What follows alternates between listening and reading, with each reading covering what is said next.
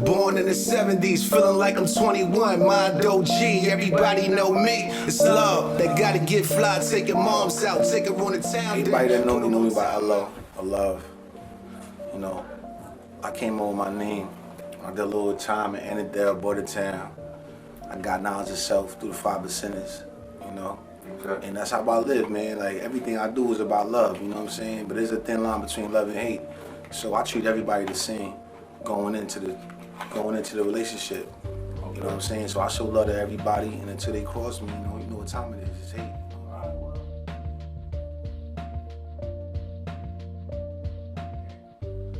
Shit, where I'm from, man. I was born on the island, ST.CROIX Virgin Islands, you know what I'm saying?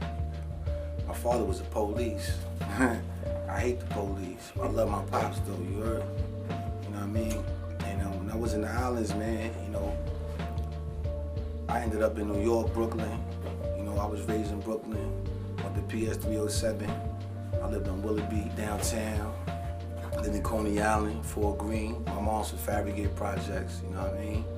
So I'm deep rooted in Brooklyn as far as my ancestry go out there, you know. So when I was out there, man, I first heard hip hop, man. You know, Big Daddy Kane, Kool Rap, Run DMC. Okay. That's the first album I bought was Run DMC. Yeah. You know what I'm saying?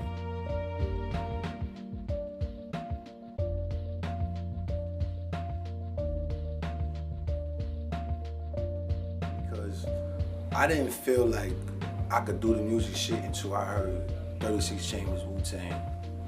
I heard Ready to Die, Biggie Smalls. I heard Nas, Illmatic. And I was just listening to these tracks, man, you know what I mean? I started smoking weed around the same time. And we would just listen to these joints, man. And then one of my best friends was a DJ. So we would have the records of all these songs, and the other side of the record album had an instrumental, you know? And then we would just freestyle to the instrumental. And I started getting nicer than everybody. And at that point, you know, I was just one of the best freestyle dudes around 16 years old. Mm-hmm. You know?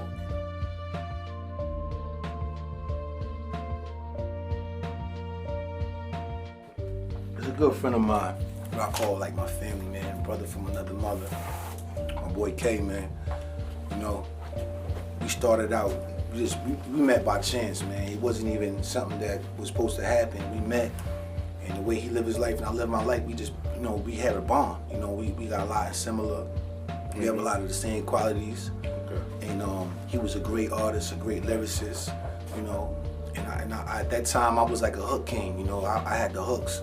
Right. He had the bars, right. You know, he fucked with my energy and I was fucking with his lyrics. And, you know, as time goes on, we perfect ourselves, you know what I'm saying? We find our format that we gotta put out there. And over time, you know, we never stopped doing the music. You know, he graduated and started making beats and becoming more prolific within himself as an artist. And you know, he came up with the idea to do a podcast. I just got it on with him, you know what I'm saying? He had the idea, you know, I let him know I had the ambition to rock with him, put some money into it, you know, and then being that I put them, you know, I was willing to ride with him, put money into it. Right. You know, it furthered his, you know, it furthered his motivation on it. So that's how we.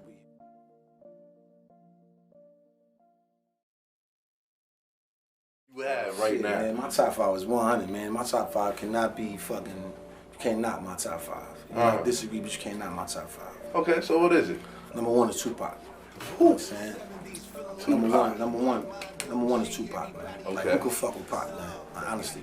You know what I'm saying? Born in prison. Mom was a Black Panther. He could do anything, you know what I'm saying? Right. Got a baby, you know what I'm saying? We get around. He could be conscious, he could be ignorant, he could be a gangster. But, you know, as he grew, you know what I'm saying, the music grew. So, like, when I look back at it, Tupac is number 1. Number 2 is Nas, man. Nas. Number 2 is Nas. So you went from Pac. My number 2 is kind of like, it's like 1A and 1B when it comes to Pac and Nas, man.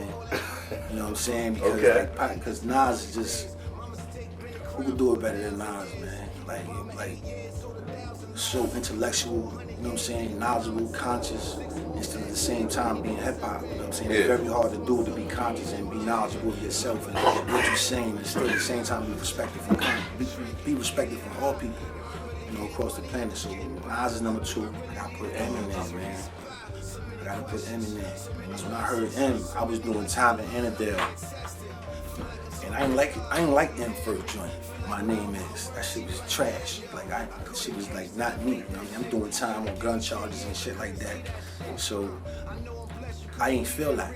But when I got that Marshall Mathers LP, like that was top notch, man. Because I related to it. You know what I mean? He kept it real on his family and what he was going through. And that's what I think a real artist is, that they could take his history and his life. Okay. And to put it on paper. Yeah. And that's why Jigga, man. Like, 4 Jiggers. Man, Brooklyn. Okay. You know what I'm saying? Jigga in there. Oh, Absolutely. and why Jigga is one of his top 4? Cause you can learn from Jigga, man. Like his blueprint is basically, you know, starting from nothing and becoming something. And he had the idea from the beginning. You know, like people, I was looking at, you know, Jay-Z's documentaries and stuff like that in his history. Right. And basically, you know, Jay-Z wasn't even somebody that was accepted at first. You know, and they was laughing at Jay. You know what I mean? Like, he doing the fruit nigga shit. You know, he doing the Dazza Flex flow. You know what I'm saying?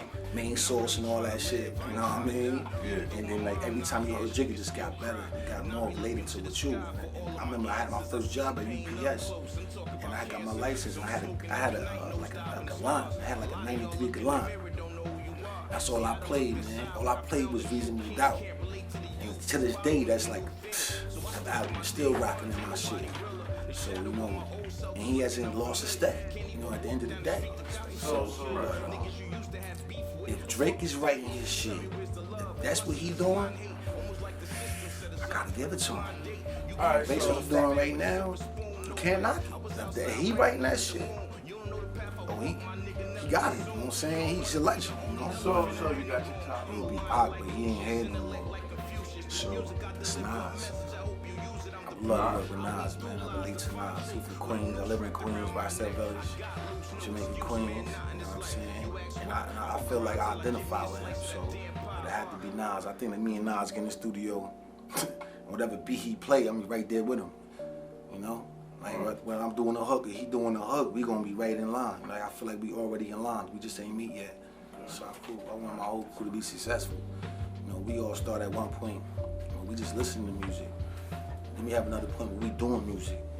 You know, I got my dude cat. As far as being rich, we all understand. You know, I don't want to get too deep. You know, I got Nas itself. You know what I mean? So being rich and having money, it's a federal note. You know what I mean? Federal Reserve is not really money. Having money is having friends and family in the community. You know what I'm saying? That's being rich spiritually, being rich health-wise. You know, having your family and your kids be healthy. That's being rich to me.